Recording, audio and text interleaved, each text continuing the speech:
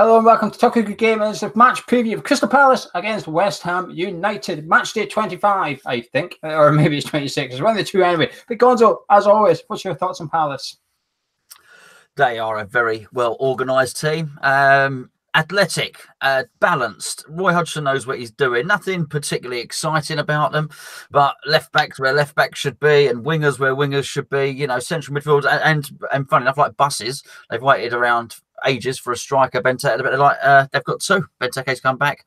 They've got Batshuayi, and in Wan-Bissaka. In fact, they've got two good fullbacks, but in Wan-Bissaka, probably somebody that's not going to be there for much longer. Luke, what about yourself? What's your thoughts on the Eagles? Yeah, I agree with Gonzo. I think they're a very basic side, full of very average players. Really, they're never going to be that top 10 clinical side, but they're very no nonsense, very basic, and yeah, I think we've got a good record going up there, but they're still quite a tricky team to break down. Luke, do you consider them to be a danger to the top 10 side, or is surviving relegation enough for Crystal Palace? Yeah, I think they're not a danger to being a top 10 side. I don't ever think that with Crystal Palace. It's just their mentality as a club. I just don't think they've got the ambition yet. I know they've got plans going on to build the stadium a bit bigger and things like that, but I just don't see them as a top 10 side and a real threat like in that way. Gonzo, every season, the last few seasons anyway, Crystal Palace seem to be knocking on the door of relegation and surviving comfortably, but only 4 or 5 points come the end of the season. What's it going to take for them to pull away from that rut? Do they have enough money, do you think, to do that? I don't think they've got enough money, but they're very well managed. And I don't just mean by Hodgson. I mean Steve Parish there. They're a solid small club, if you know what I mean. They know what they're doing. They've got a way of going about things. And I just think some clubs overcomplicate things in their quest to go higher. And I don't mean to damn them with faint praise. You know, they've got a right winger who plays on the right wing. Do you know what I mean? He's backed up by a fullback. Everybody knows their job. They've got a solid academy that brings through decent players. They don't wait 10 or 15 years for another player to come through Crystal Palace. I'm not saying they bring through Lionel Messi or world beaters, but they've a solid stream of players. You know, we've got Victor Moses came through Palace. Yannick Bolasie, I mean, he was really good at Palace, went over to Everton. Nothing's really happened there. Obviously, Wilfried Zaha came from there, and now they've got a Wan-Bissaka there as well. They've got Tompkins, who we know. They've got Sacco there. Two strong centre-backs. I just think that's what they do. And I think success for Palace is surviving in the Premier League by 5 points. I don't think it takes a lot of money. Look what Wolves have spent. It takes a lot of money to push on and be sort of top half comfortably, you know? I think they've got a very British manager in Hodgson. He's not my cup of tea, but he does the job at Crystal Palace. He's doing what he's asked to by his employers, which is keep them in the Premier League and not really be overly scared. I mean, I think they've done quite well this season, considering they've not really had a striker until now. And now Jordan Ayew somehow remembered how to score a goal. They've got Connor Wickham back, who I've always quite liked, although he's been very unlucky with injuries.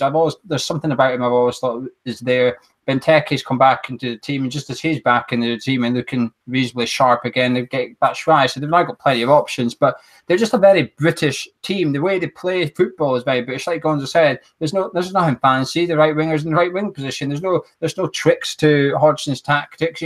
I'd imagine between the three of us, we could probably work out 10 of Palace's starting 11 for Saturday. You don't need Bielsa's spying machine going over to Selhurst Park and have a look at what's going on. We all know what's going to happen. But it's working for Palace. I just think, you know, what is it?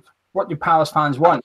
Top run, is it enough? I don't know. Zaha, now earlier today, Zaha got handed a 1-match suspension, which means he could miss Saturday. However, he can also appeal it. And if he does appeal it, it means he won't miss Saturday's game. He will be able to play against West Ham while the appeal process goes through. Luke, how big a sort of thing for West Ham is this if Zaha appeals or not?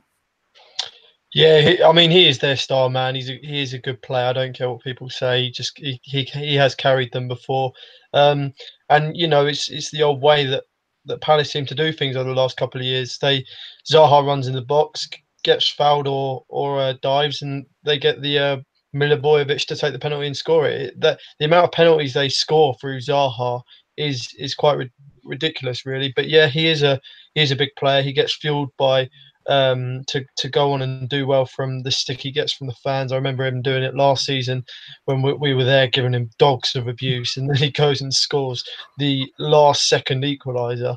It was honestly horrible, but he is a good player. I mean, I'd love to have Zaha at our club because he just doesn't stop running. But yeah, hopefully he does miss the game because he is their star man. Michy Batshuayi was a big coup for Roy Hodgson, and someone Hodgson was delighted to get. But the only other people that was probably possibly more happy than Roy Hodgson with Batshuayi on deadline day was Sky Sports, as he kept the headlines going. And he was the only story on deadline day. Gonzo, how big a signing could this be for Crystal Palace? I think it almost is quite funny, the timing of it. It also didn't matter. He got so much stick, and I'm talking about Benteke here, because he was a big money signing, 30-odd million they bought him for. But he didn't really hit the ground running and scoring all the goals. But what he was a very, very good focal point. I'm like Luke, I remember obviously last season, but I think it was the season before that he actually missed a penalty as well, right in front of us. We were there. He lets the others play around him. Zaha's a better player for Benteke being on the pitch, and so is Andros Townsend, and he brings other players into it. So Batshuayi, I think it's a good signing for them, but it's absolutely typical. They've been crying out for a striker all season. Now Benteke's back fit. I would expect Benteke to continue to lead the line. And Gonzo, you mentioned a few players already, but apart from Zaha, who's the 2 or 3 Palace players you would pick out? Okay, well, obviously Van Aanholt is a very, very good fullback, an excellent player. Townsend in really good form, rich form at the moment. They've got a guy. They do have some flair. They do have some craft, and it's Mayer, and he's a very, very good player. And he's not been really getting the starts under Roy Hodgson. But if this happens and he doesn't play, maybe he doesn't play Sacco there. Maybe he does something and mixes it around, changes the formation slightly. Maybe Batshuayi comes in, maybe Mayer comes in. If Mayer comes in, he's a very good player, very technical. It's going to give us something else to deal with. But we're going to deal with pace because they are very athletic, they are very fast, they are very strong. Even, and I can't, Milivojevic, which is easy for me to say. He's not a fast track. I think it was Sam Allardyce that brought him in. He's very strong, though. He's a breaker. He's a stopper in central midfield. They've got some decent Premier League standard players. I do remember at London Stadium, Wan-Bissaka kept Anderson quiet for a long time, but he didn't quite manage it all game. In the end, Anderson got the better of him, so I think that's going to be quite an interesting duel. Luke, which 2 or 3 Crystal Palace players would you pick out as the ones you admire the most? Definitely not Cheikhiote, just to put that in there. Yeah, Van Aanholt, he's a good attacking fullback. I like him. Townsend is in great form as well. He's scoring a lot at the minute. But to be honest, I do see it would just be typical us to see Batshuayi score against us on the weekend. I don't think there's much more of a West Ham thing that could happen after the amount of times we've been linked with him and whatever. But yeah, I think Batshuayi coming off the bench. I think Benteke, he had a good effort in the last game. I saw him do a nice bicycle kick that almost went in. So yeah, I think Palace just play with a bit of freedom. That's what their players do. They're experienced. They know what they're doing. So there's a few to be cautious of, in my opinion. Yeah, I think the fullbacks are the biggest winners or losers for the game, really, for Palace this weekend. Because when we played them at London Stadium, Van Aanholt put up a little video on social media about getting ready for the game or something. And obviously they got beat, and he took a lot of flack off West Ham fans on social media after the game. I can't remember what it was. I think he was boxing or something, saying getting ready for the big game or something. And I think he went off injured as well. He got a lot of stick. Now, Wan-Bissaka I thought looked good at the London Stadium until Declan Rice put in a Bobby Moore-esque tackle on them, and then he just suddenly disappeared out of the game completely. But them two, I think, are massive. I think James McArthur is their sort of Mark Noble, if you like, the guy that the manager trusts 100% type thing. He's the unofficial captain on the pitch for Crystal Palace, I think. But Townsend, I can only echo you two. That guy's been in fantastic form recently. The goals he's been scoring, he's been grabbing games by the scruff of the neck and making something happen. At Stamford Bridge especially, you sometimes need a little bit of magic somewhere, and he's been constantly doing it. And I'll tell you what, I think he's been the better player than Zaha over the last month or so for Crystal Palace, and I'd actually rather it's probably Townsend suspended on Saturday than Zaha. Anyway, let's move on to West Ham. There's two, maybe three talking points for our starting 11. Never change a winning side, they say. But while we didn't win, it was a feel-good, it was a moral victory for West Ham on Monday night. Luke, I'm going to start with yourself. I'm going to start with the striker position. Marko Arnautovic is back. He is fit. He's got over his bruised foot. But Hernandez, you could say, played well on Monday night. Which striker would you like to see play? For me, Arnautovic has to start. I think just adds a lot more. And, you know, if we start slow against Palace and they go 1-up, we don't want to be chasing the game. I think Arnautovic has just got his all-round game is better. He can handle the hostile atmosphere there.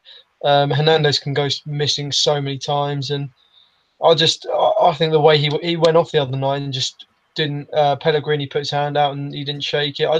I'm not a massive Hernandez fan, to be honest, mate. I know Arnautovic isn't an angel at the moment, but I'd just rather see him because he's the better player. Interesting. Gonzo, what about yourself? Marco or Javier? Oh, it's tough. Oh, it's tough. It's tough. Don't really know. It's like having to choose between avocado or Parmesan cheese. I'd rather not either of them, to be perfectly honest with you. But I guess I'd have to go with Marko Arnautovic on this one, just for his ability. But I think if Arnautovic does play and he shows the same attitude as he did last time he played, then I think you could be looking at a case of he might struggle to play anymore for West Ham. He needs a completely different attitude. He needs new body language. He needs to do something. I'll tell you that now. But I would, in terms of ability. And the reason I do it is because, as you're probably going to go on to in a second, it's like Nasri's not fit. So once again, we have no playmaker. I keep on going on about it, and I've been pleased to hear Pellegrini going on about it as well. He keeps on saying in press conferences, we've got no playmaker. And whilst Arnautovic is not a playmaker, he can sometimes create something out of nothing. And I think you're going to need a little bit of that. So I would go with Arnie. I would start Hernandez. I thought Hernandez did well on Monday night. I think Arnautovic is a better striker, but if you look at the last performance of Hernandez and the last one of Arnautovic, and there's the world of difference between the two players and etc. I thought Hernandez was. I think if Hernandez had scored the week previous, if Hernandez, hypothetically, if he'd started against Wolves and scored, I think he would have scored one of those chances on Monday night. We've all seen what confident Hernandez is like. He's lethal inside the 18-yarder. And on Monday, he showed his rustiness. He showed that he wasn't quite that confident. He took a touch on a couple of occasions when he usually hit them first time. I would stick with him. I just think it sends the wrong message that we've all been buzzing off this result on Monday night. The players have clearly been buzzing, going by their social media posts, etc. And then we dropped one of the guys that was part of that. I just think it's a bit. I don't know. I just don't want to see Arnautovic brought back into the team that easily. Saying that, I could play my own devil's advocate here because Gonzo, the right back position, Ryan Fredericks started on Monday, played well by all means, but Pablo Zabaleta is Mr. Consistency, if there ever is one. Who would you like to see at right back? Fredericks, and not just because of that performance that he put in. I would have said it anyway, for the reasons that I gave as Crystal Palace's attributes. He's going to have some pace bombing at him down that side. He's likely to have either Van Aanholt and Zaha or Van Aanholt and Sacco running at him. And they're going to be full of pace. And so for that reason, it's hard enough for Zabaleta against one pacey player. He's probably going to have to play against two. He'd be run ragged anyway, so I'd certainly stick with Fredericks, and Fredericks deserves it. Look. Yeah, Fredericks for me, mate. I mean, it is all about the pace of Palace. And Fredericks did do well. I think he deserves more game time. He hasn't had a fair crack of the whip this season. I know he's been injured, but he does look like a good player. He looks a bit like Cole Walker when he's on form. So, yeah, I want to see Fredericks a bit more. I would go with Fredericks as well for the opposite reasons that Gonzo said. It would be a reward for Monday night's performance.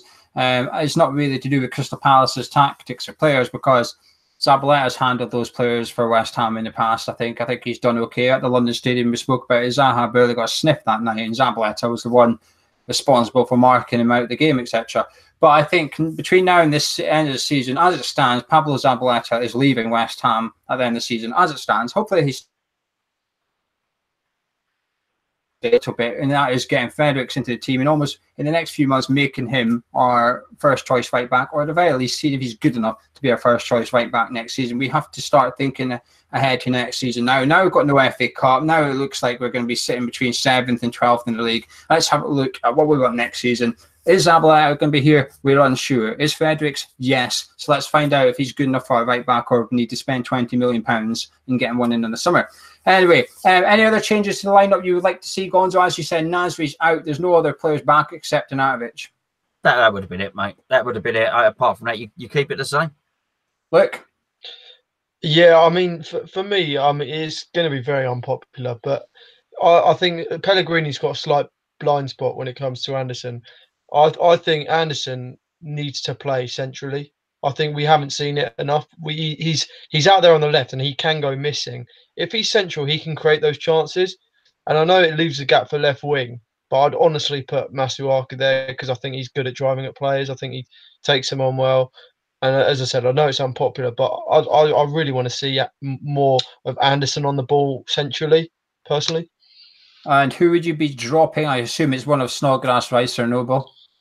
Yeah, I mean, for this sort of game, we need tempo, and Snodgrass I would be dropping only because the likes of Czech Kouyaté, again, if you run at Kouyaté when he's on the ball and press him, he will lose it and he will make mistakes. And I think Snodgrass is a bit too slow at that job, although he can be good at it. I think, yeah, a faster paced West Ham sort of team would do well.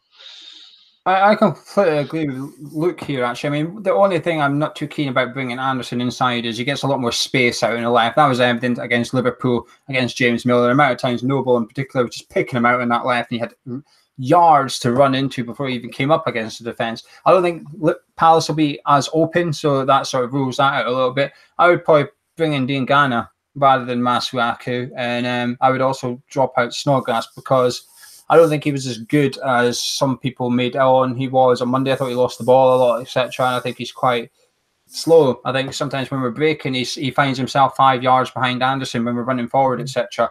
And I would like to see Anderson sort of become part of three, almost the role that I hope to see Lanzini play when he's back, which could be the 22nd of February, which should be interesting.